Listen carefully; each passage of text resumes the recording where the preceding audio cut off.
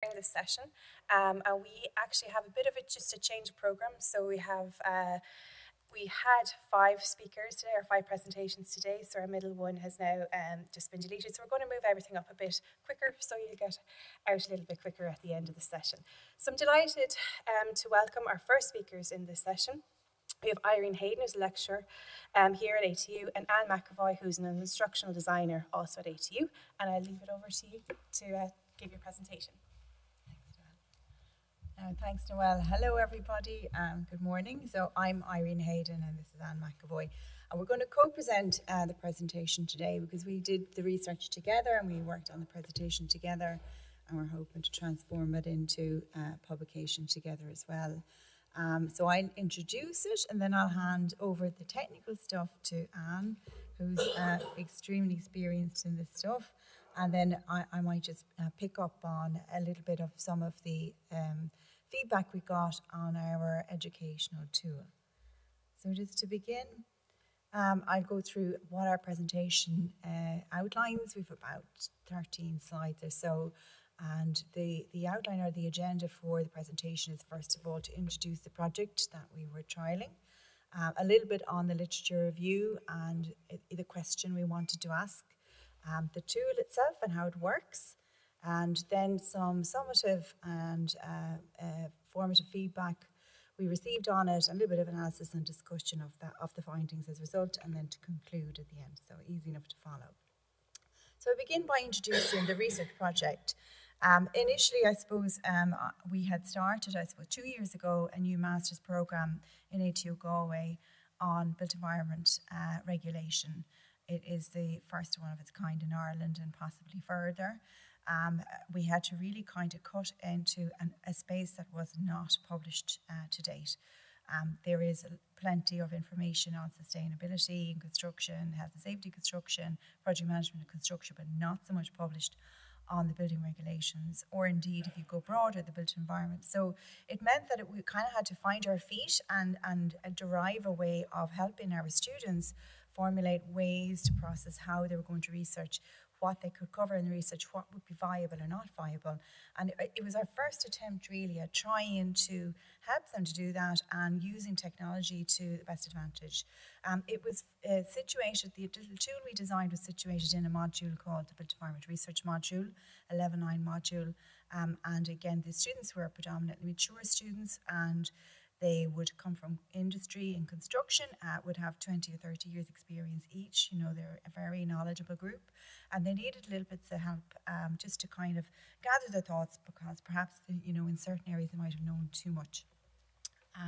The tool was embedded within a teaching procedure, if you like. So we had TEL, teaching and learning activities, using Articulate Rise. We're not showing you all of that stuff here, and there was also assessments at the end of this particular topic on the Moodle page, you know, so that we were assessing what they've learned as part of the bigger piece. The topic area was generally entitled Research Design, and it's bespokely designed, you know, to try and incorporate that specifically for the learner's requirements. So it was specifically for the built environment, and it was developed in conjunction with Louise and her team in Higher Ed 4.0 and Anne, our DASB instruction designer. We used the flipped classroom approach, and we had reflective practice encouraged, both in the synchronous class and through discussion forums and one-to-one talks with the lecturer then after class. To begin, I suppose it was nice to see, to reflect on what we were doing and if it's been done before, and I did a quick look through the literature. And of course, anything when it comes to research in general is very well published in peer-reviewed journal articles. But if I scrolled it down to the particular topics within the Scopus towards the latter half of August, and I did notice that the numbers of topics reduced the more specialist the area became, such as including the built environment. It reduced, when I did research topic on built environment and maybe choice or decisions, those as keywords, it did reduce it quite somewhat to kind of a very small double-digit number of publications. And when you read them, they actually didn't cover what we were thinking about doing to begin with. So it's nice to kind of see that from that perspective. And it certainly, if I funneled it down into something even smaller, like the building regulations, there were no publications in this area. And so it was good, of course, to look at research, to look for best practice and to look for nuances in what's been done, and then to use it to foment further processes and further research and development. We decided to do this as a case study, so again, a very small case, in order to package this up as a piece of research to begin with, and very much at the early stage of the development of this tool. And we developed it, we got our master's students, there was about 15 students in the online class last semester, and they actually used the Rate Your Research tool. We then surveyed them afterwards, and we subsequently surveyed just in June, sent it out to ATU staff in general to see if we could get further feedback from other students and staff, and that was facilitated through the Entutor project as well. So we're grateful for that help to disseminate this survey. And the question I suppose we were looking for is how we could evaluate the Rate Your Research reusable learning tool, technology enhanced learning tool, to get broad brushstrokes on where we're at and what we're going to do. I'm going to hand over now to my colleague Anne, who'll talk to you a bit about the tool itself. So the tool itself we decided to call Rate Your Research, and just what we wanted to do was to develop a way that students could evaluate their own research ideas. So what we created was a quick self-assessment tool that students could take in their own time. And just to note that this tool was not meant to be a replacement for supervisor input, but it's more of a way to get students to reflect and do independent assessment of their own ideas. So the tool is actually available to review now. There's a QR code if anyone wants to try it out now, and I think there's a link there if the slides are shared afterwards. Anyone can go and try it out. It's live to use now. And again, just keep in mind that it is in the early stages. So in the next slide, I'm going to have a quick video running through the tool itself, so I'll just talk through that. So the tool starts, the students go in, they're presented with 5 different questions, and these questions consist of different statements the students must choose from.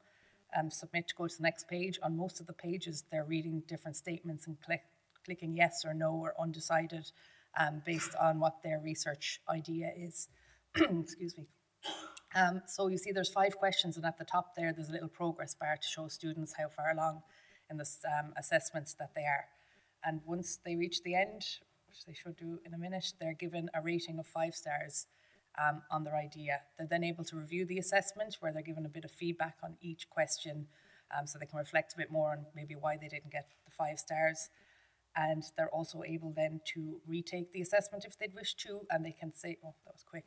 They can save their attempt then, so maybe they want to bring it to the lecturer later to say, here's my idea, it only got 2 stars, maybe it would open up a discussion then with the lecturers to the idea. So I'll just go into how it actually works, the tool itself. So the aim or the logic kind of behind what we wanted to create was, as you saw, each question has several statements. So if the student answers yes to any of the statements in the questions, they get 1 star for that question.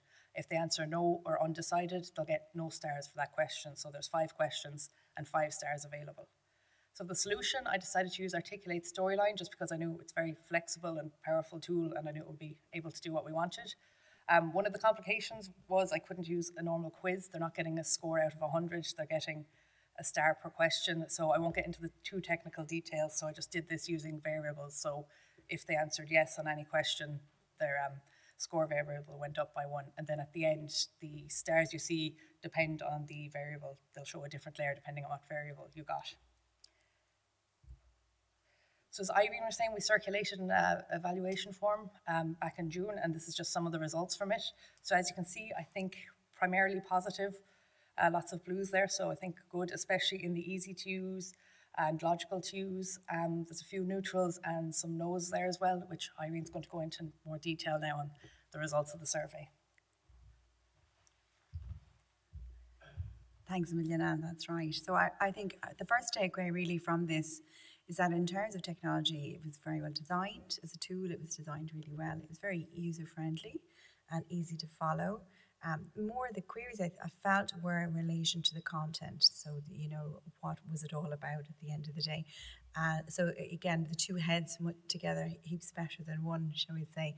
So in terms of, say, some more slightly negative or constructive discussion pieces that came out of the findings, bearing in mind, I suppose, we were dealing with a very small data set, and it is really rudimentary as a tool to begin with. We had about feedback from 8 people in general. So those limited responses probably would have been insightful, but maybe have skewed it slightly. We definitely need to address the research by updating the tool at the end of this and moving forward with a wider catchment to survey again moving forward. So some, constructive comments that we got, that there was limited recommendations for use at present. I suppose on reflection, when we sent out the survey, we didn't give a context of what the tool was for. Not everyone who responded to the survey was from the built environment and would have recognised maybe the thought process behind, if you like, 5 stars or, layers around an onion. There's your gem of an idea. Is it doing this? And actually the understanding of whether those weightings are favourable or not. How important are they? It's all very subjective, but not getting to the point where it would be gimmicky. But these are good points at the same time. So one person, and I just put the quotations in so that it was clear what they were saying, that it was easy to use and clear, but they weren't sure what the star ratings were for, and maybe it might mislead someone, which is a very fair comment. And then another comment, maybe that 5 stars might give someone the false impression that their research idea was actually good or not. So in isolation, of course, that would be something to be wary of. Similar, comments then, it wasn't allowing detailed assessment. Maybe the wording of some of the evaluation questions might need to be rephrased, which is fine, again, because this was delivered, remember, to master students in a synchronous class where we talked through everything and they were able to decide for themselves, measured responses to whether they would agree or disagree with the type of question. But it did put seeds in their minds. It got the thought process going. It got discussions going in class, which I have to say is not captured in this data.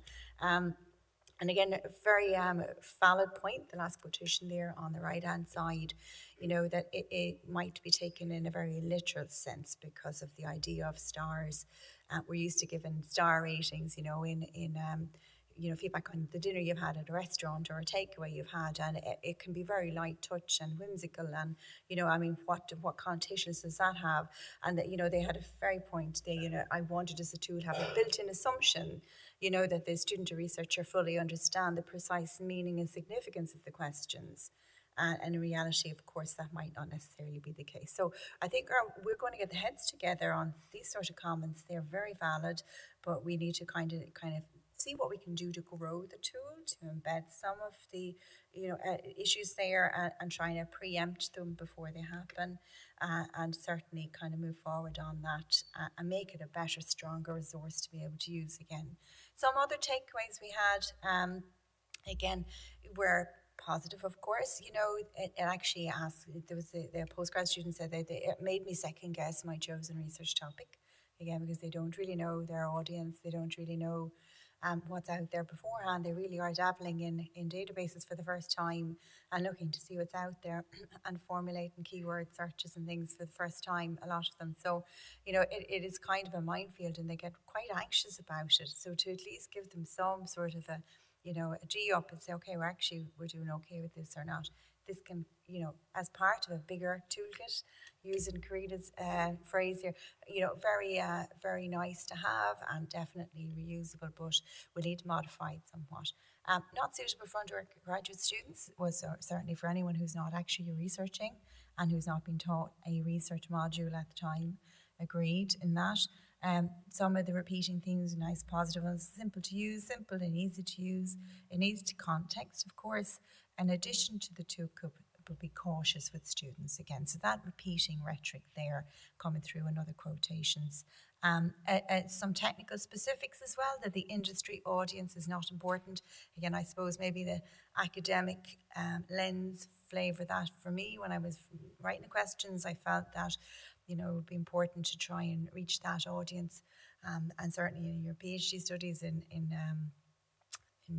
higher education, that would be the case. Industry is a second fiddle to academic output, and peer reviewed kind of equivalency. So obviously that depends on your industry and that could definitely be rephrased and reslanted in a certain way, specific to the built environment. And that's how I had phrased it initially, but definitely needs more reflection. And then another comment in relation to the limited body of knowledge. What does that actually mean? So the phraseology, again, in some of the questions needed to be tweaked. So it's a brave thing to go out with something that you've only just kind of, we did work on it for a lot of time, but it hasn't been trialed a few times over.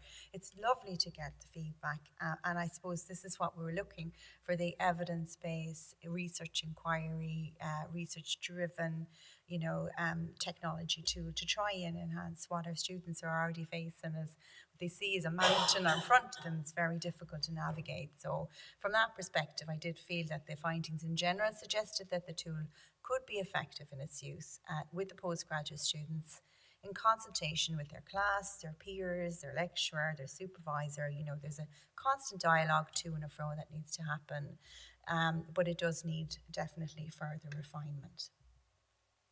I'll hand over to Anne now for the conclusions. Thanks. Yeah, so I'll just wrap up where we are. So as Irene was saying, we've plenty to update on the tool after we reevaluate it, circulate it again, and just constantly improve it.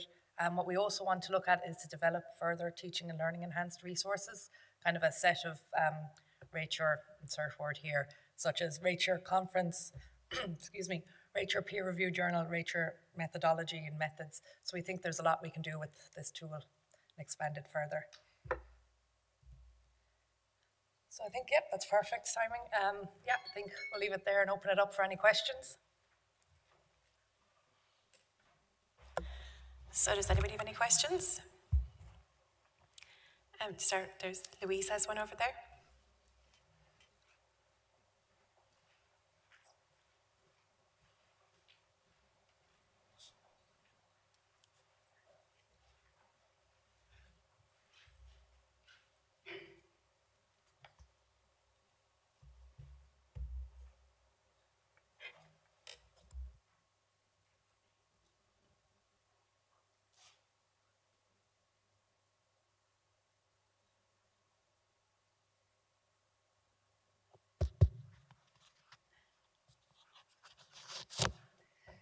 It's a lovely looking tool. Is it available as an OER? Because I think it would be really helpful for other courses. It's not currently. I think after we do some reevaluation and rejigging of it, it's something we could, excuse me, look at. Yeah, I think it'd be great to do that, and even to have the raw, what software did you use again, Clary? Storyline, so it can be exported as a SCORM file and uploaded to Moodle. So it is something we could make available, but I think we'd like to look at it one more time before we do absolutely. that. I could see it being very useful in every discipline, but you'd probably want to rephrase questions and that sort of thing, and build on it a lot more. Yeah.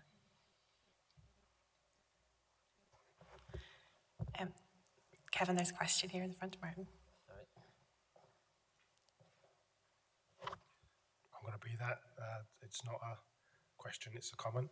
I would say my daughter's just starting an MSc in social science research methods, and this would be ideal for her. So please do make it open, because I think it's that, we have lots of questions, I have lots of conversations with her about, is this a good research question? Is this a good research question? I think having something that kind of really prompts that thinking is great. So we just want to say well done. I hope we do make it open, it'd be great. Thanks. Thank you very much. Could I ask you a question? I was fascinated by it as somebody who teaches a lot of research students, and I was wondering, from your perspective as a lecturer, what did it do for you? I know you said it started a lot of discussions in class. Was that the main thing, or how did you feel that this cohort research was better than maybe?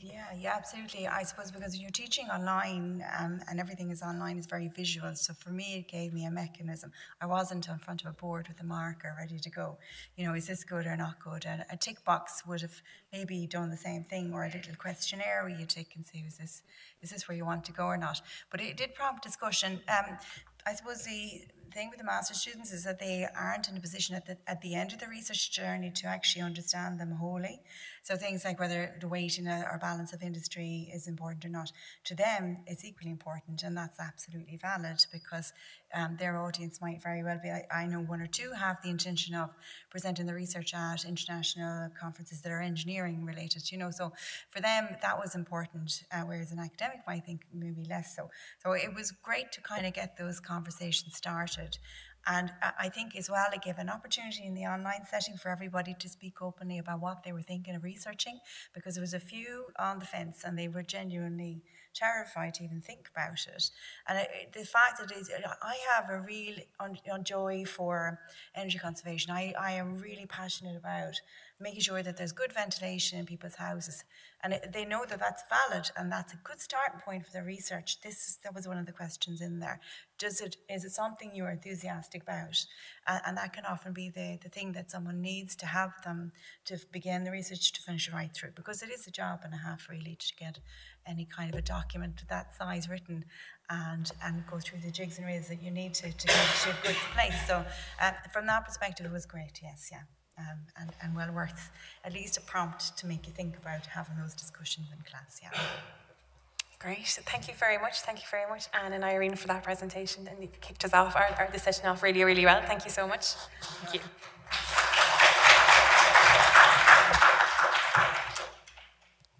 So our second presenter in this session is Louise Kearns, who's Senior Instructional Designer from ATU, and she'll be talking about her PhD research. Hi, I'm Louise Kearns. I work in ATU Sligo. I'm a senior instructional designer and I'm on the 4.0 project, as Irene mentioned there as well. I'm also, for my sins, part-time PhD student, and I'm looking at MOOCs because it is in my area of what I do, and we are building a lot of MOOCs on our project as well.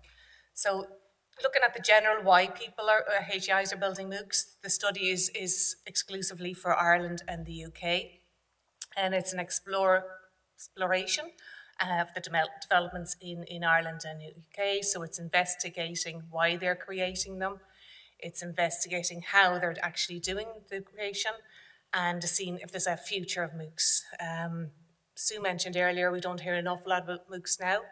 And I'll go into that, maybe perhaps why, and the perception that they may be extinct. So just to put my research in context to tell you how many people I basically researched. I researched with 43 people, over 18 HEIs across Ireland and the UK.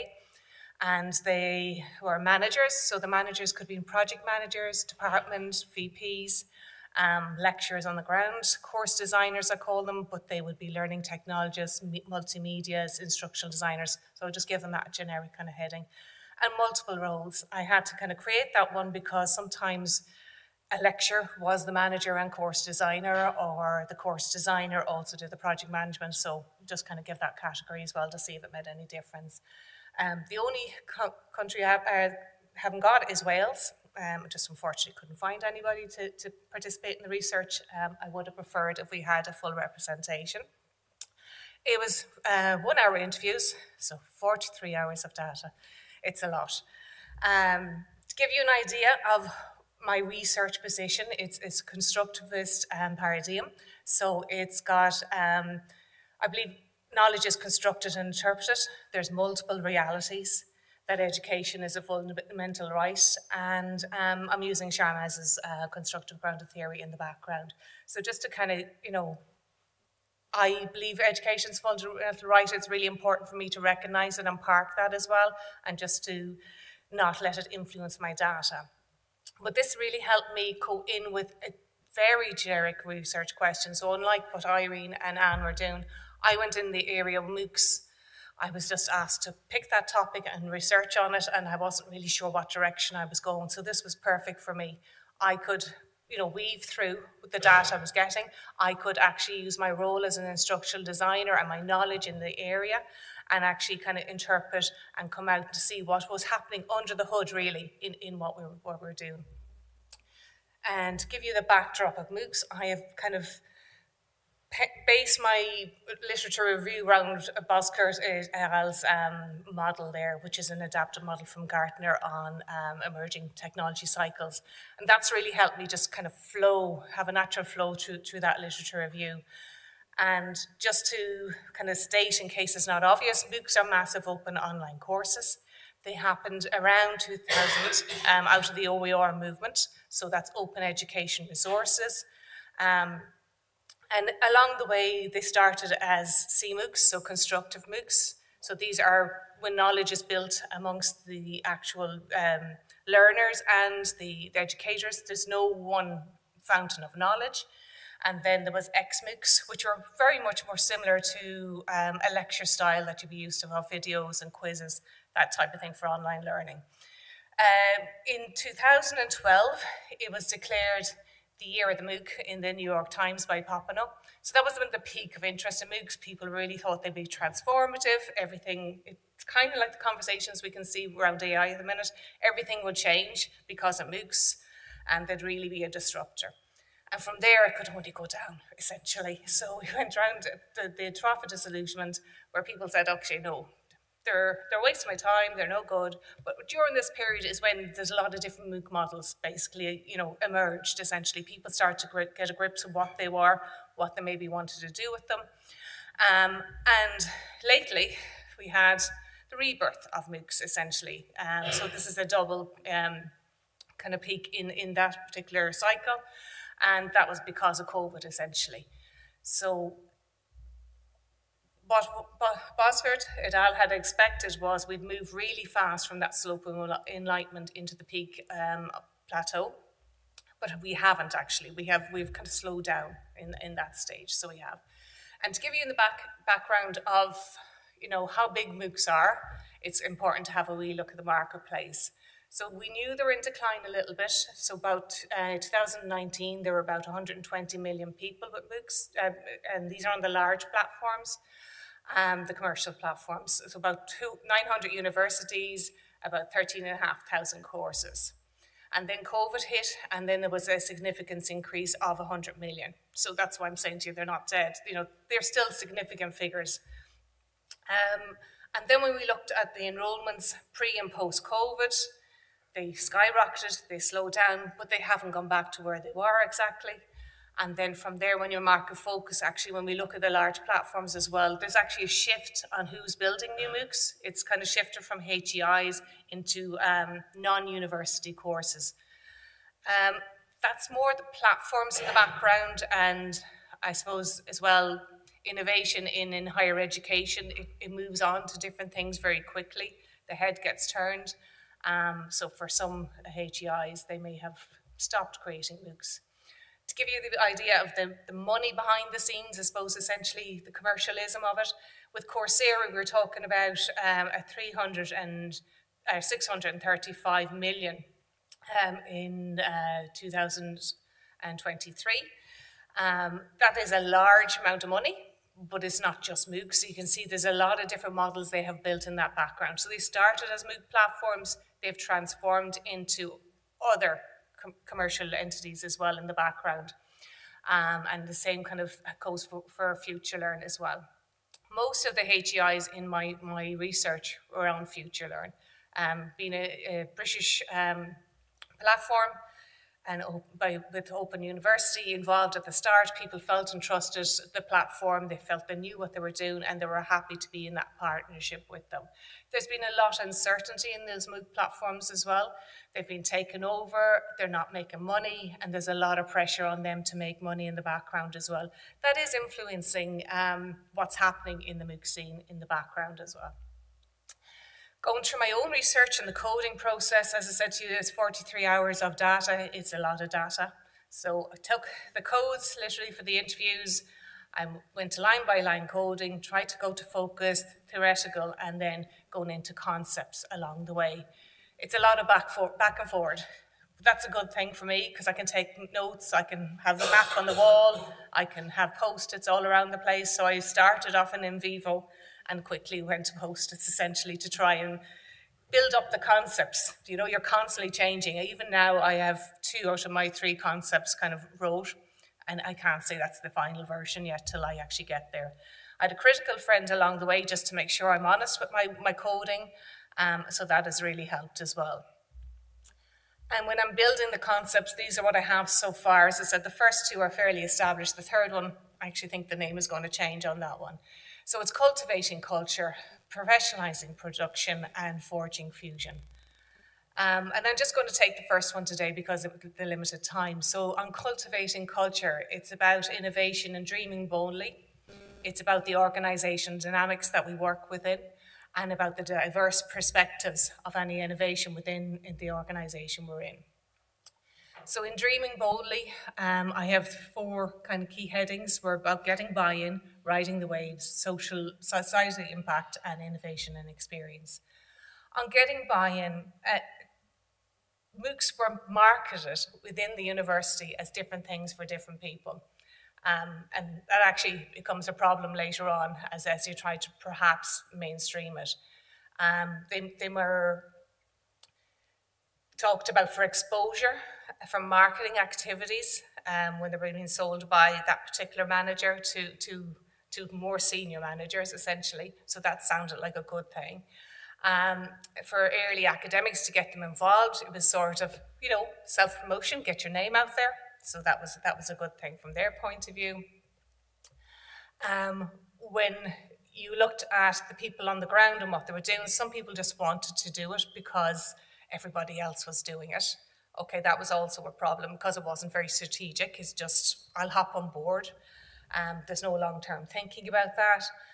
And some people were using them to build relationships in the background. So opening up a MOOC and having follow-on courses after that and establishing that relationship that they'd hopefully have people coming into their course from a particular company. So many different reasons. Academics had the majors driven of the society impact and helping society, and any opportunity I can, I will do something to educate everybody that I can, essentially. So they're big drivers on what to do in the background, and obviously it takes an awful long time to write a course, so you need them to be driven in the background. So you're getting one viewpoint. Management are thinking of marketing, they're thinking about business expansion, but on the ground they're just thinking about education as a fundamental right out there. And then the innovation experiences talks things about being unfettered environments. We mentioned that earlier on. Everything's getting more locked down now. We're afraid of being hacked. We're afraid of GDPR. This is an environment that's outside the main institution. It allows us to be a bit freer in here. We can do things we can't do within our own institution. There's a lot of lessons can be learned from that. There's value of having that space, protect a space externally outside that institution that you can, you know, be a bit more freer. And also there's the professional development point of view. There has been a lot of lecturers have built MOOCs that have now got really confident in building online courses. They know simply about engagement. They know about having different means, different modes of learning. Sue picked up on that earlier on. And not just over-relying on one type. And it also meant when they had to fully switch to online, it wasn't a big deal. You know, they got over that psychological kind of barrier of you know, it might be a big deal. So that was really important, that confidence that it instilled. On the diverse perspectives, it's about development, the ecosystem, and managerial concerns. So on development, some people felt people were more willing to be part of MOOC development because of that shift in COVID. So they got over the mental barrier that they were enforced with. While others in the background were saying there's too much work for an academic. Do I really need to do this? What is the benefit for me? What is the benefit for my career? Am I getting support with this? With the feeling that unless I'm getting support with this, and I say support, I'm talking about course design support, I'm not probably going to do it. So that's something to bear in mind in the background. With the ecosystem, the team, the development team, the content team, were finding that they were the connectors of the silos in the system. So they were able to build a course, and it could be on transport, but they'd be able to bring in a cultural element. They'll be able to bring in the practical civil engineering elements. They'll be able to kind of cross-discipline, connect people, which was really important in a university. It's not just, you know, external companies together with the HEI. It's within that university we get stuck in our silos. So it was quite important for that. And also the idea of course planning. course planning, it's as an instructional designer, and you'll hear myself and Celeste later on talk about it, it's a really important thing. It's often forgotten completely till the very end, and you're kind of going, okay, how do I design this backwards? And that causes an awful lot more time, an awful lot of stress. But if you are involved in something short like a MOOC, which is probably only 3 weeks, you can learn those skills really quickly, and you can understand how and why you should apply it for your other courses. And then very senior managers, there was voices coming through to, we'd say, the VPs and the MOOC managers of why are we giving out education for free?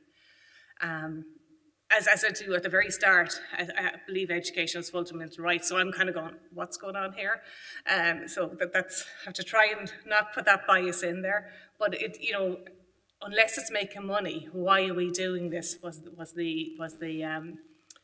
message coming across there? So that's a big barrier to overcome when you think on the ground the lecturers want to educate anybody and everybody because they feel that they should do.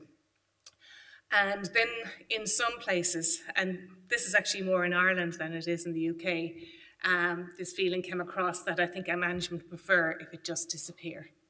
It would be easier for me if it just disappeared. The only reason they're not taking the courses off is they know their lecturers will, you know, kick up a fuss because they put a lot of time and money into building that MOOC.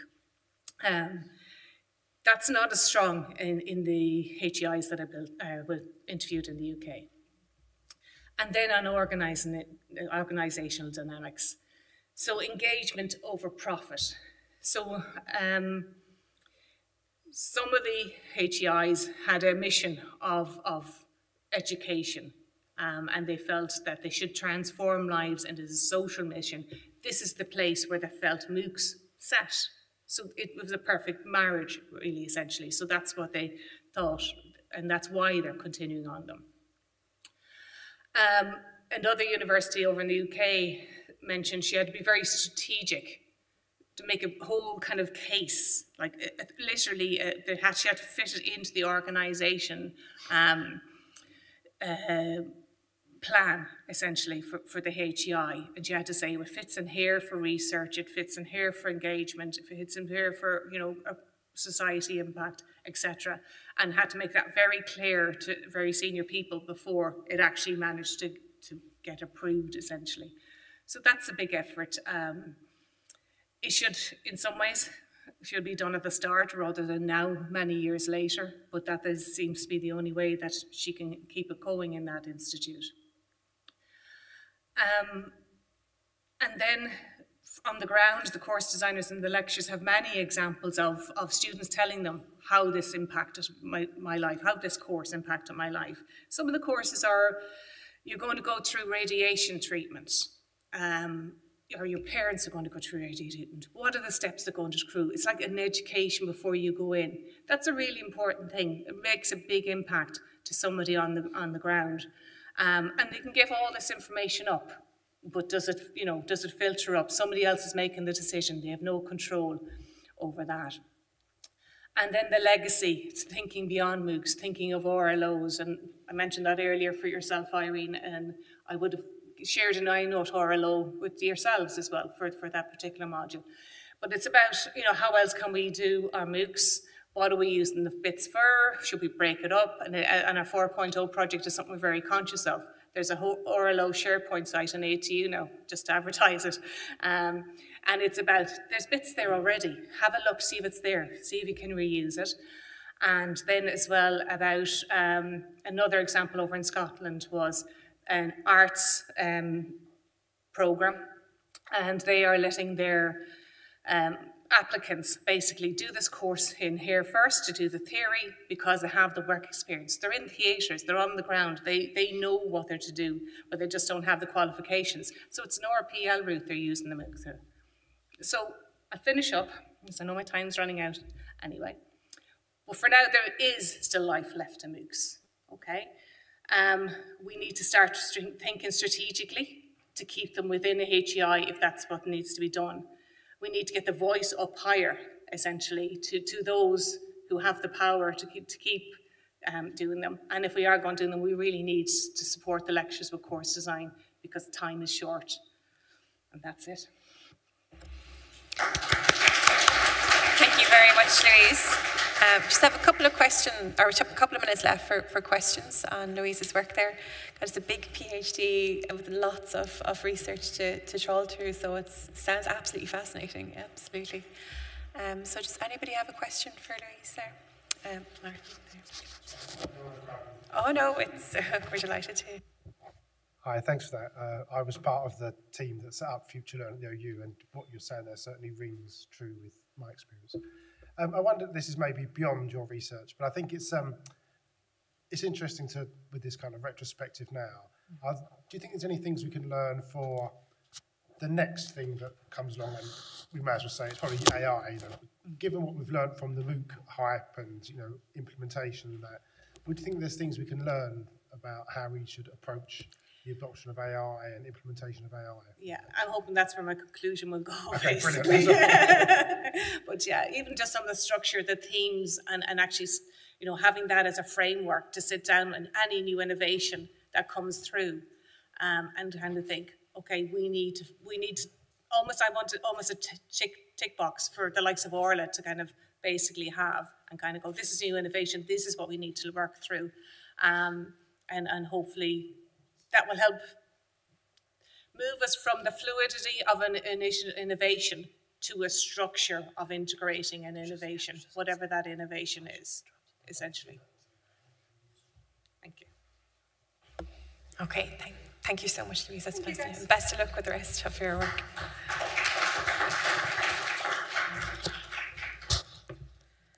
Okay, so our third presentation today is from two lecturers from ATU. We have Dr. Katie O'Dwyer, who's a lecturer in aquatic ecology in ATU, and Ulrich Hoke, a lecturer in culinary arts in ATU. And their presentation is Catch Your Lobster and Eat It. Thank you very much for joining us today, and thank you also for giving us the opportunity to present our project here, which is called Catch Your Lobster and Eat It. I'm Ulrich, and this is Katie, and we work together on this project. Just to give you a little bit of idea about the background, myself and Katie, we are both on the Digital Champions program, or the Champions Initiative, as part of the Digital Ed program in 2019. And this is where we crossed paths, and we worked very well together and supported each other in learning for this element as well. We both realized we had a great interest in digital education. And we also identified that we had complementary skills that would be really working well for a project. And then the call for SADL funding came around, and Katie approached me with the idea of doing something together, and so the Catch Your Lobster and Eat It project came about. As we all know, digital education has transformed the educational landscapes with more and more online courses becoming available. It allows us to enrich and enhance the learning experiences. We are able to create more engaging content. It gives also students greater flexibility in how to access all these different digital tools. And we can also reach greater audience and have a farther reach. Additionally, also, specifically our tool allows students to self-navigate, so kind of develop critical thinking skills as they move through the environment that we created. Our main aims was basically making learning, practical learning through digital tools more accessible. So it's a little bit tricky for the simple reason we looked at lobster from a perspective from the fishing to the history of lobster fishing, also to the science part, anatomy and so on. And the culinary aspects, lobster going out on a fishing boat, like if the student numbers are too large, you can't get a fishing boat to go out. We are dependent on the weather on island, so it's very difficult to access this. From a culinary perspective, lobster is a very expensive commodity for first or second year students to work with, and this was kind of our background then to approach this. Have I anything else there? No, I think that's it. And 1 second. I pass you over to Katie. So in addition to those main aims, we really wanted to work with students as partners to ensure that whatever we developed was going to be appealing for the students that would engage with it, or the learners that would engage with it. And we were lucky enough to work with 3 applied freshwater marine biology students who were on work placement, and also with Davy Roach, who was a graduate from the Wellpark campus in digital media. So this also actually, without us meaning to do it, showcased work placement by students and job opportunities from graduates as well through the experience. We were really lucky to have an industry partner in Kieran Oliver, a Galway city-based lobster fisher, and this really adds a really authentic voice to the experience. We were really keen, I think both of us are also very interested in universal design for learning, or different innovations. A lot of people have talked about many different toolboxes and wanting to add to your toolbox. So universal design for learning is something that I know myself and Ulrich have also worked a little bit on. And I'm going to explain a little bit about what we did in the experience under the 3 different UDL principles. So for engagement and engaging our learners in the experience, we really focused on the appearance, the colours, the text, the images, how it was going to appear on a screen. Students really have the opportunity to be autonomous learners and choose their navigation through the experience. At no point can they not go back, return, go forward, choose a different way to move through the experience. We're not dictating to them that they have to take a certain path through it. Like if I'm even working with my science students, they could start in the culinary section if they want. I'm not going to be forcing them into the science part. And then also adding those voices of the students on work placement, and having Kieran there added a authenticity to the experience as well. Regarding representation, we had the multiple perspectives, as I mentioned. Also, the students are able to customize the experience a little bit for themselves, so they can choose what they want displayed on the screen. They can add closed captions, and they can play videos and interact with it in slightly different ways. There is multiple media represented within the experience, which is kind of like an app, I suppose, if you want to think of it that way, where there's video, Padlets, quizzes, so there's different things for them to work through as well. And some of those are well represented for action and expression as well. So here, as I mentioned, they can self-navigate and go back and change their pathway through. By having a lot of different activities, it means that students can interact and engage with the resource in different ways. And then also the information, we hope and we think, is well organised and structured and scaffolded the way that it's laid out. And part of that includes a demo video that we're going to show you shortly. The way that the project developed for us was, as Ulrich mentioned, we first identified an opportunity to work together. Then we developed a pipeline of how were we going to design a project and work it out. We had to prepare storyboards for how the resource was going to be designed. Then we had to acquire footage based on that. So a lot of this, we had to be really clear on what we wanted from one step to make the next step work. Because we acquired a lot of footage, which you're going to talk about. And then we had to carry out editing, and this was where we really underestimated the workload, which Ulrich will also talk about later. In the storyboard design, we used backward design. So we first picked, like, what did we want the students to learn from the experience? How were we going to assess that learning? And then we designed the experience from that, how the resources would be, what we needed to put into those resources. And then that dictated our filming requirements later. And with that, I think we're going to play the demo video. Hopefully the technology performs for us. Yep. If you hit it, yep.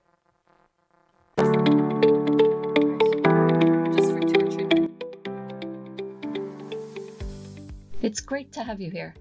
This short demo will guide you through the Catch Your Lobster and Eat It experience. Here on the landing page you can see the 3 main sections of the experience: fishing, science and culinary. At any time you can come back and view this demo here.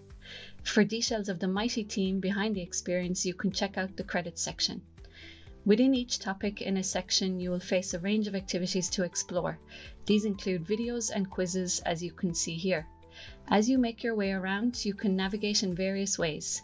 You can choose to use all the buttons provided, you can zoom in and out using the scroll wheel on your mouse, and you can also hold and drag on the screen to move between topics. At the top here you can view all of the available topics within a section. On the bottom left, you have the option to return to the main menu. On the bottom right, you can navigate between the 3 sections of the experience. When accessing videos, you can select full screen, closed captions, and playback speed options. After viewing a video, you can test your knowledge by accessing the quiz on the right. Within each quiz, you will find a list of questions. Use the scroll wheel on your mouse to zoom in on the questions. Next, select a question to answer and proceed through the quiz. Within a quiz question, you will need to select your answers and press Submit. You can use the back button to return to the list of questions. If you answered correctly, you can select Done and move to the next question. If you answered incorrectly, you will have 3 repeat attempts before the correct answers will be displayed for you. The recipes in the culinary section differ slightly to others. Here you will have the option to select different dishes, and within each dish you can view a video, the list of ingredients, and the methods of preparation. As you become more familiar with the various uses of lobster, you may also have ideas for your own recipes, and you can share those here. We hope you enjoy this virtual experience of catching a lobster, examining it in the lab, and preparing a range of dishes in the kitchen.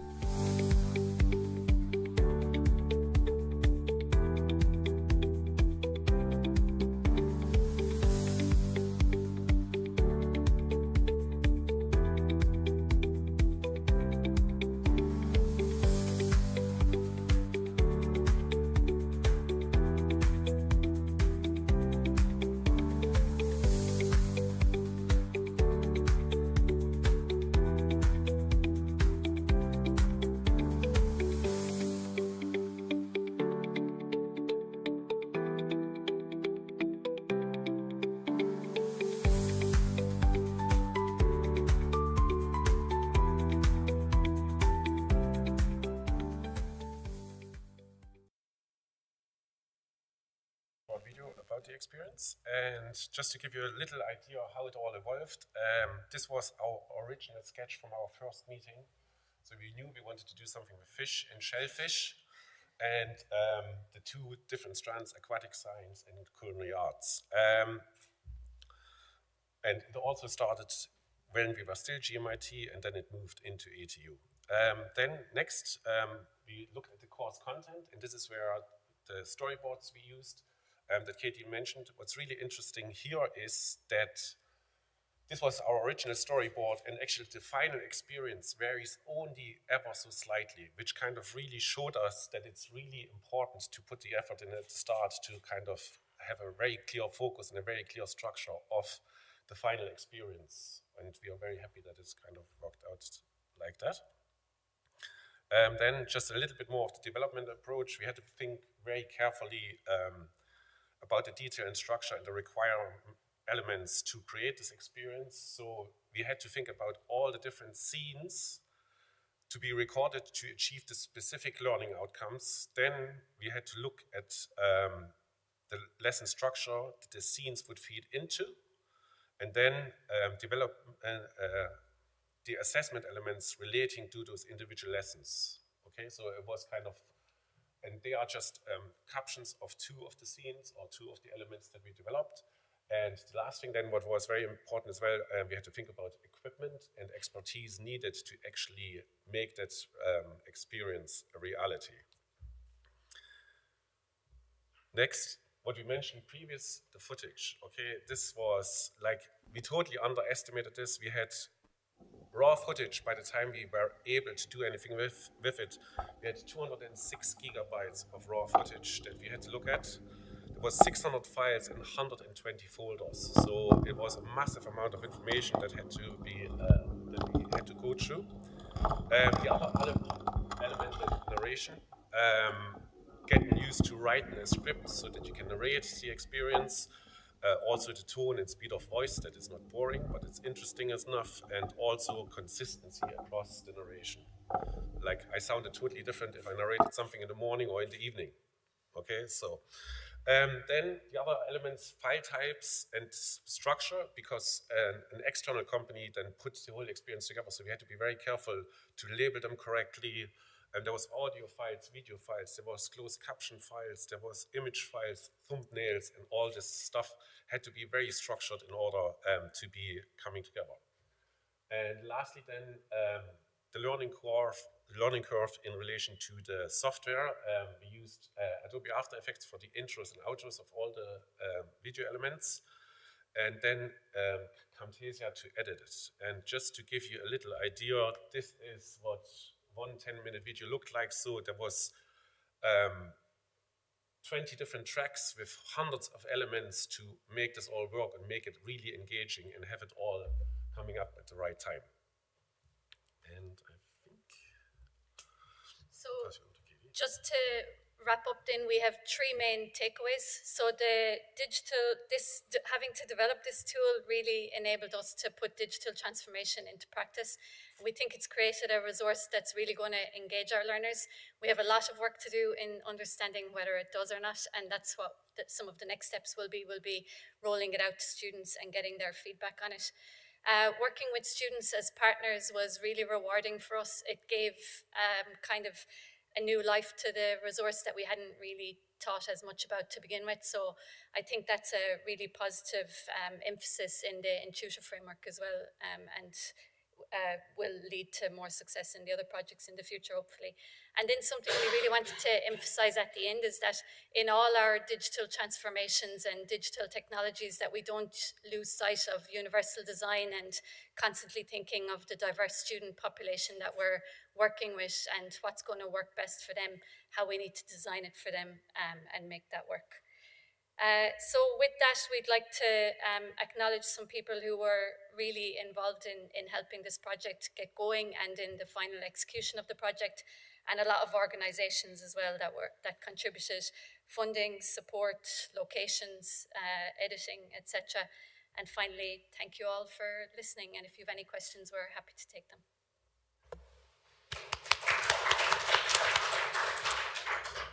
Thanks very much, both of you. Fantastic project, so much work involved. It's absolutely well done, very well done.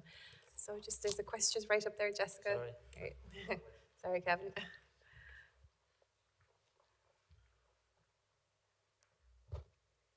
So great work. I was around a couple of years ago raising your purchase orders for this project, and it's just great to see it from planning stage all the way to fruition to you're about to launch. So my question is, when are you launching? It looks like you put so much work into this. It looks super sleek, super cool. I do think it's a reusable learning object. You can continue, you can evolve this, you can make a series, you could really build this up. I know you were looking at lobster, maybe you try squid next time or something. But yeah, just wanted to know, when do the students get their little paws on it?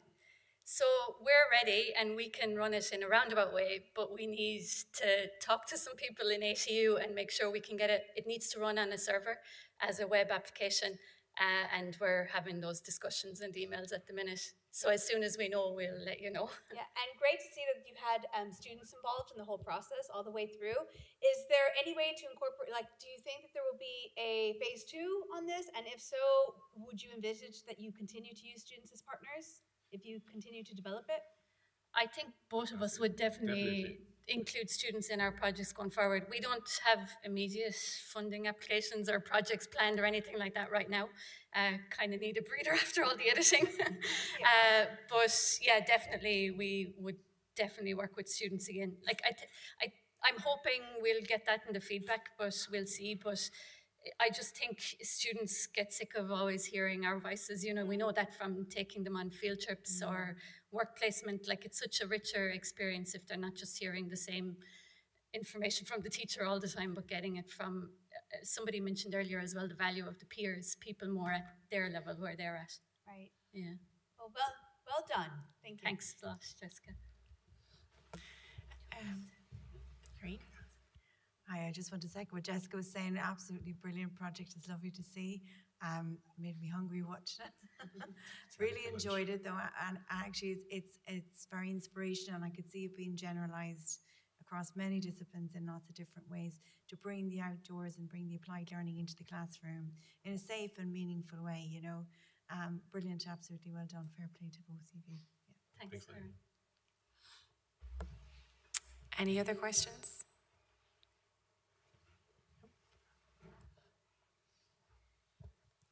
Hi, yeah, it looks like a really good project, really cool, and the content looks amazing. I was just wondering, what is the platform and the technology that you're using? Obviously, I saw Camtasia for the videos, but beyond that, what is the technology? We had an external company that put the whole experience together. So we did all the editing, got everything ready so that it just, and it's, I think it's a JavaScript web application that, just runs on web-based. So once we have it somewhere on a server, we just access it to the web via a link, and it all works then, yeah. I think they created a wireframe to have this all, so you can go sideways and up and down in it as well. So there's a little bit of C on the top. And actually, we didn't mention that, but we had planned to have a lot more 360 experience in here. We do have some 360 footage, and it is built to work with virtual reality goggles as well, so students can navigate and use that. So, but we just haven't trialed that part of it yet. And we focused also on, accessibility of 360. Not everybody has goggles, not everybody, and so we decided then at the stage when it came to how do you want this to run, we said on a normal computer screen. It definitely has to run on a normal computer screen to have farther reach at the moment. Yeah. Any more questions? Just one comment is, I think to be commended is the interdisciplinary aspect of the project itself, like just outside of the technology and everything else. I think working together from completely two different programs is something that'd be great to see in lots more areas as well, I think. We were chatting about it over coffee, actually, with other people from other disciplines, and they were saying the same. So I definitely think that it kind of happened by chance for us, but like Jessica mentioned, like we already have a million other ideas of topics that are relevant to both of us that we'd love to pursue. But let's see. And for example, the editing, like it was such a learning curve for us. We could have got students from Clonmel to do all the editing, so it's just, endless possibilities there. Lots of things to think about for future collaboration. Thank you so much. That was fantastic. Thank you.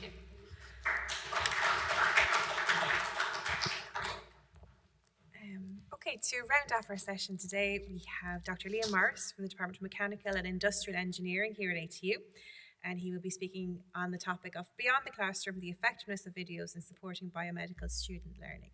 Everyone, my name is Liam Morris, and I'm from the Mechanical and Industrial Engineering Department here in ATU in Galway City. And I'm just going to be talking about videos, not as slick as the previous speakers. So that would be the next step, and to bring this along. So as part of this as well, using videos, I would see them as more of a support as well. So you can't forget about having the lab and also having the classroom environment. So from that kind of a perspective, that's kind of where I'm coming from today. So why is videos needed? Further teaching resources you've all seen already. They can really help. From my own context, I have labs and various class materials from biomedical engineering. Can be complex enough modules. A lot of mathematics, there's healthcare thrown in there, biology as well. And what I'll be going through today is briefly showing you that I have 4 modules from 2nd year to 4th year. So I try to link those 4 modules as well. One other important reason for videos is it helps our international students. English is not their first language. So that, and not only our foreign students, our native, the Irish students as well, and native English speakers, they would need videos as well to really help them understand what a lab should be. Use the lab in conjunction with documentation as well and rubrics to further understand what the course content would be. And as Sue said this morning, we've a lot of outside class constraints, especially since COVID-19. Students have jobs, accommodation is very, very expensive, very, very hard to get as well. You've a lot of travel as well and extra costs. So videos do help there as well. And also, when you're explaining a lab, if they know there's a video that's going to be provided after the lab, they can listen to you. They can participate rather than taking maybe notes there and then that might just distract them. And they'll feel a little bit more at ease as well. So how can they help? They can be a supplementary tool. One important aspect is it does enhance lesson clarity, facilitates comprehension, further understanding, learning, also constructive learning as well, where you're now enabling students to try and construct their own knowledge as well. And this will help with activity-based learning. This improves learner motivation. So there are multiple means for multimedia. You've got video, auditory processing channels, so this helps to reduce cognitive load. But each of these channels on their own have limited capacity. So that's why if they're combined, like you've seen in the video in the previous talks, this helps to maximize the working memory, enhances learning, and also promotes student engagement and active learning. And this also helps the transfer of knowledge. So new knowledge that's been learned can then be related to existing knowledge, and this helps with the germane and cognitive load. So for the modules I have 4 modules, you can see here. So it's stage 2, 3, and 4. I teach medical imaging. So within medical imaging, students have never seen a CT scan, an X-ray before, an ultrasound before. So what we do here is, within a semester, they're able to read a CT scan, and at the end of it, generate any part of the body, whether it's part of the brain, the heart, the lungs, the kidneys. And that helps the student to see a 3-dimensional model of an anatomical structure. Within that, then, I provide screencast videos. So I'd introduce it in the lab. They'll also have videos, but then they do further learning where I get them to do tasks. We use an open source software called 3D Slicer, so students can download on their own laptop. So there's a combination effect of using multimedia. Stage 3, then, we have biomechanics of soft tissue. So we take the structures and we try to understand the functions. How blood flows through a flexible vessel, pulsatile flow, understanding how the heart works, what materials they're made out of, what are the mechanical characteristics, and how does that relate to the biological aspects. And in stage 4, we look at treating various diseases, whether they're orthopedic diseases, cardiovascular diseases, and all these are linked together with our research centre, the Medical Engineering Technology Centre, the Biomedical Research Centre that we have here in GMIT, and I'm one of the lead PIs in there. And we do labs within that centre. So we bring in clinical data. And so we started from stage 2 all the way up to stage 4, and we do labs within the college itself, but also using the medical imaging suite as well, where we have a fluoroscopy X-ray system in the incubation centre. And we would deliver, for example, a stent within a blocked coronary vessel. But a lot of this type of activity can be quite complex for students to comprehend. So we provide videos as well as having the in-lab experience. So a variety of videos that are provided. I do my own screencast videos, and as Ulrich and Katie said, that takes a lot of time, a lot of taking the videos, using camera work, then doing all the editing. And you don't get it right, you get bits of it right, you try to do what you can. So these are just 4 kind of examples. On the bottom left is one series of tutorials for using for 3D Slicer. So just generating an anatomical model there, an material vessel within the human body. So I would have a series of 15 small size from downloading the software to generating a 3-dimensional model and everything in between there. The top left one there, arterial compliance, is using an open source software there as well, Canova. So looking at how a vessel expands, that's part of a lab. So it's one part of one lab. So having software having screencast videos that explains the procedure, then you can give the students activities to try and learn from that and then construct their own knowledge. Over on the top right that you're looking at is a video of delivering a stent graft device for an aneurysm. So we develop our own anatomical models in the center, we bring that into the classroom, and then we test devices in there. So in second year, they know how to generate the three-dimensional model virtually, and by fourth year, then they're now delivering devices within those models. And that's what would happen in industry as well. So we have so the knowledge that we have from our research experience working with industry, we try and bring that into the classroom as well. And down on the bottom right there is it's an example of a video for testing a heart valve for an aortic valve. And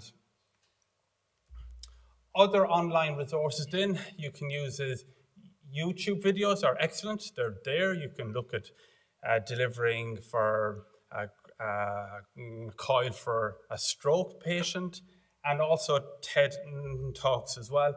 And within all of this then, we use Moodle, and with Microsoft Streams, we develop the links in Microsoft Streams that can be embedded into Moodle, and they can view these videos, as well as other documentation as well. So video surveys, what did the students think of all of this? So first question was, which method assisted your learning the most for 3D slicer activities? 21 respondents came back there. And looking at from a UDL perspective, having multiple means of learning, not all students used the videos. It was enough to see a demonstration and then work on the software themselves. But you can see that nearly a quarter, 24%, did find the screencast videos did assist them, while 43% found that the demonstration was enough, and then others then would have asked their peers for assistance. So that's what you see on the next question is, when you had an issue in completing a task, which of the following assisted you the most? So you can see a variety there as well. 30% come back to the video, nearly 50% myself coming down and assisting them, while nearly a quarter their classmates were helping them. In reality, there was a mixture going on there as well. Sometimes they go to the video, sometimes they'd ask myself, sometimes they'd ask their classmate. And by having activities as well, you can teach quite a complex software with the videos there. So sometimes the students don't even look at the videos, and yet they perform really well. So even the knowledge of having that extra resource takes away the fear from them as well. Then with the online, so for example, the online YouTube and TED Talks videos there, I would play a clip maybe for 10 minutes or 15 minutes in the middle of a lecture. And up on 86% found that most of the time it was useful to yes, while less than 1% said no, and 13% said some of the times. That can help them as well. Other feedback then from the students was the best part was the videos where you see what we are working on in class in real life. Another comment was learning for the lab was good because there were videos uploaded by the lecturer on Moodle, and a clear description of what needs to be done was given in the lab in class. The most helpful learning tools in terms of lab work where the videos were uploaded to Moodle, as I could take my time understanding the tasks at hand. Recorder slicer tutorials are really helpful, should be a permanent part of the module. And I thought the YouTube videos were good to help visualize procedures, etc. And there was a lot more of those type of comments as well. And in conclusion then, 20 to 24% of students preferred having screencast videos. It also improved understanding. 64% said that they found that it really helped their understanding of the topics. It also facilitates self-paced learning as well. So they can go, by having open source software, what I've tried to do there, if you're doing programming, you could use Python. I have another module called Numerical Methods. We use Python there.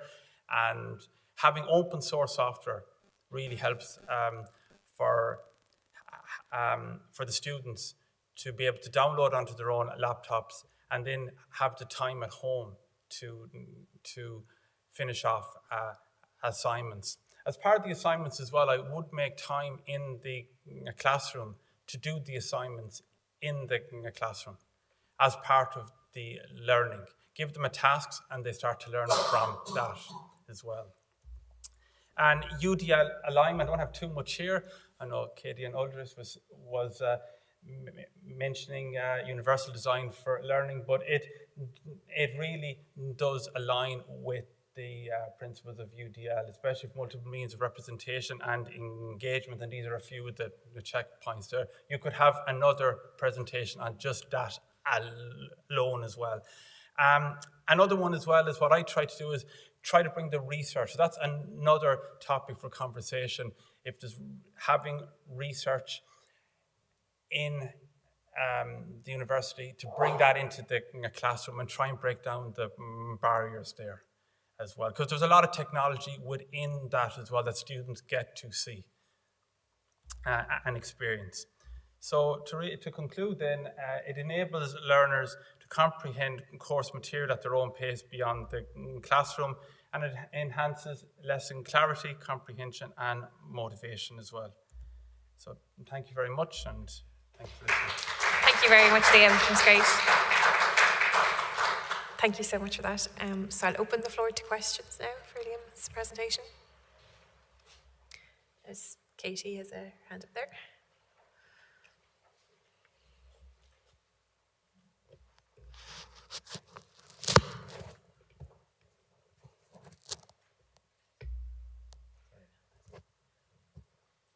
Thanks, Liam. Great presentation, and I really especially like how you work it across the stages and you're focusing on each year that you're teaching and also trying to bring that through to each of the stages, and that's where one of my questions comes from. In the results, like, super to see so much student feedback. I always think that we forget about asking the question at the end of class, and here you've asked some, like in some cases, really simple question and you've great data now to show for it.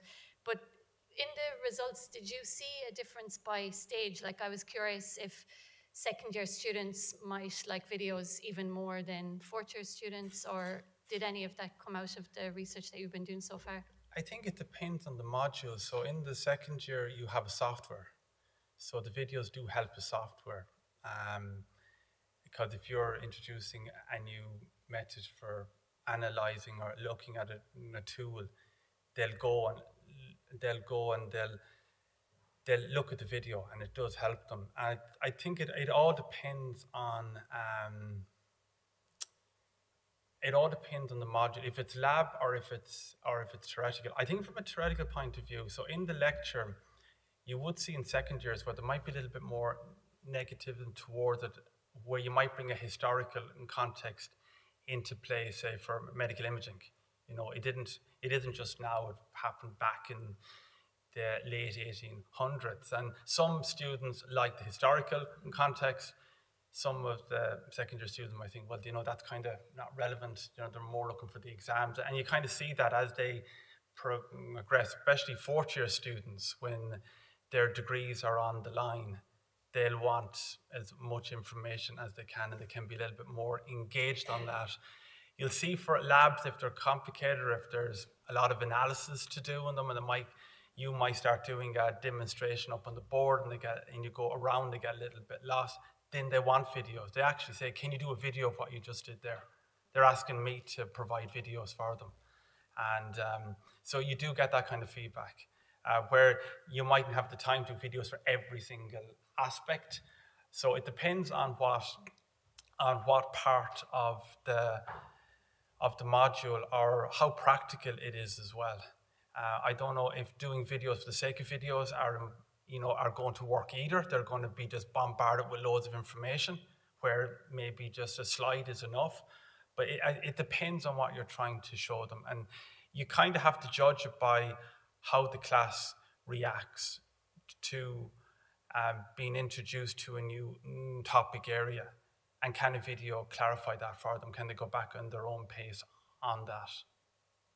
Thanks. And then I have just one other question, which is looking for a magic trick, I think. Obviously, at the back end, you have loads of videos, loads of links all over your VLE. And then in September, you get a new VLE and none of your links work or they're outdated. Or have you any magic recipe for how you manage all of this, the file system, the links, updating the links? I think you sometimes have to start all over again with the links, because with the links with Microsoft Streams, if that's what you're referring to, you do restrict it to a class as well, and you have a different class next year, so you have to go back then and either re-upload, and that does happen. Some of the videos might stay, some of them don't, and you have to re-upload the videos again. Even changing the front from GMIT to ATU, you have to go back again and resave them again, so little things like that. But a lot of the time you have to go and redo all the links again. It is hassle from that perspective. But then another thing is, do you have to have all your videos don't have to be available the first day either. So if you're doing a software or labs, you can drip feed them, and as you're going along, you can start getting it, and that can get you on the top of, because we've got other, there's lots of, within our jobs, we've lots of different roles as well, so we're not just putting videos together and that's it,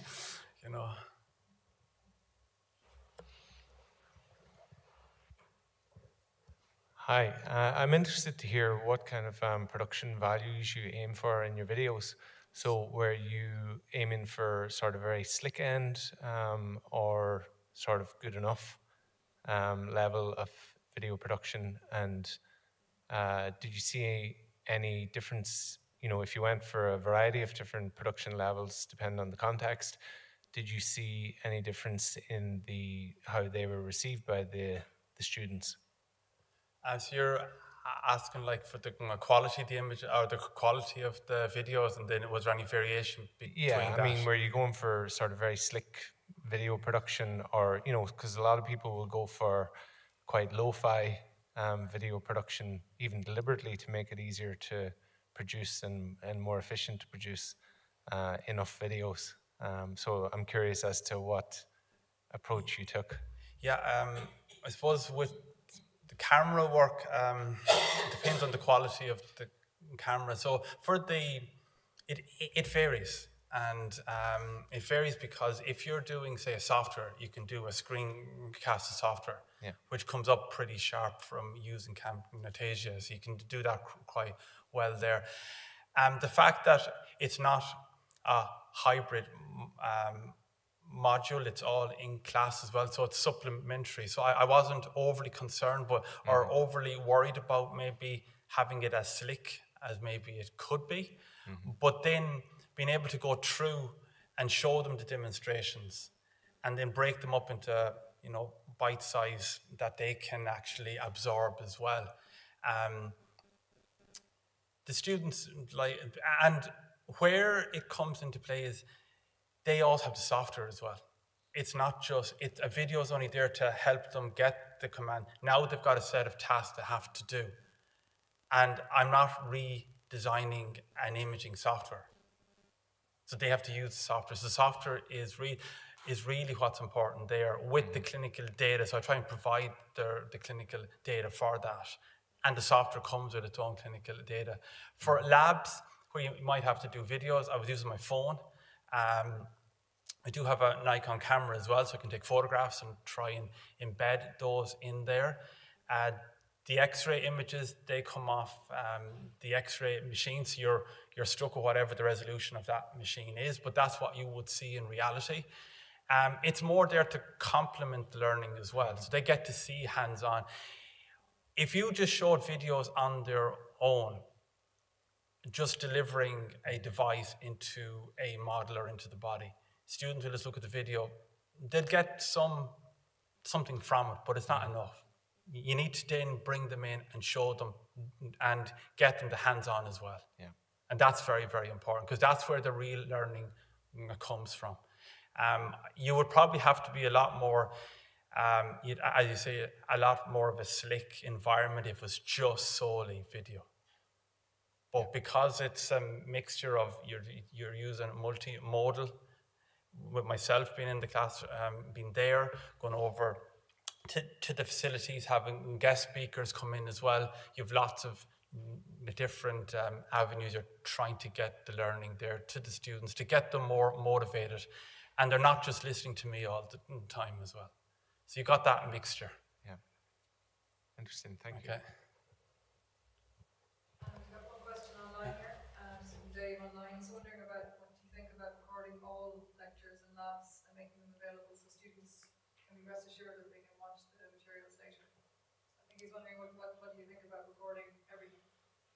Oh, I probably haven't recorded everything. Lectures, no, we don't really do that. We did it during the pandemic, maybe not. Well, we had the option of recording and we left recording, but we don't record in the classroom for lectures.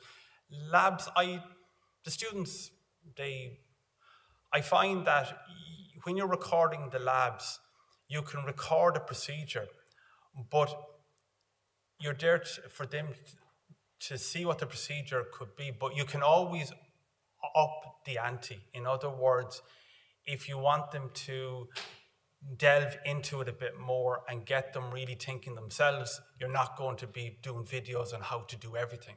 So you can set them up to a certain stage and then get them to, answer whatever needs to be done from the video, from the lab itself.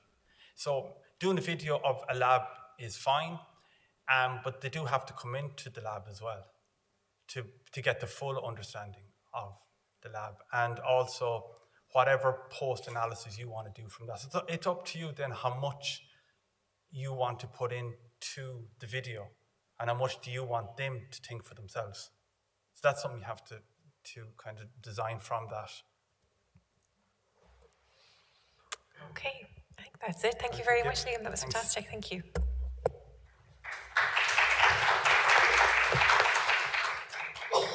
Okay, so thank you very much, everybody, for attending this session. We're finished a couple of minutes early, but for those of you in the room, there's refreshments now up in the cafe foyer where you were earlier, and we're back in this room at 2 o'clock. And for those of you online, thank you very much, and we'll see you back here at 2. Thank you.